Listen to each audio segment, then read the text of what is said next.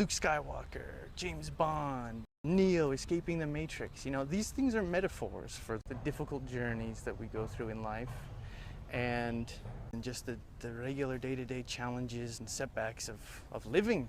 You know, this being a human is pretty awesome, but certainly isn't easy. So in becoming a father and fully accepting the responsibility that comes along with that, I grew a newfound passion for child development, psychology, and personal growth, personal development.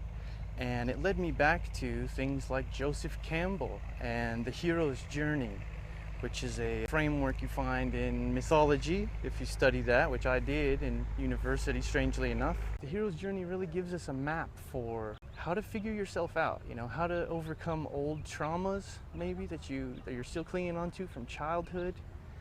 That's one thing that's really interesting about studying child development, is you learn a lot about yourself.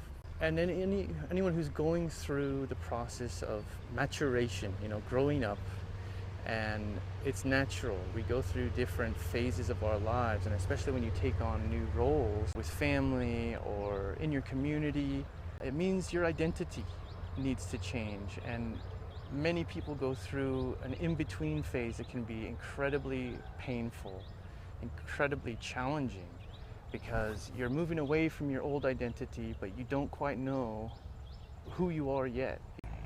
So at the Hero Project, me and my community are basically working overtime to translate this timeless framework, the hero's journey, into something useful for those of us that are chasing personal development, personal mastery, and self-improvement. So my aim is to provide a place for people that are going through these major life transitions or trying to tackle huge goals, and that are experiencing obstacles or setbacks or challenges, whatever kind of resistance.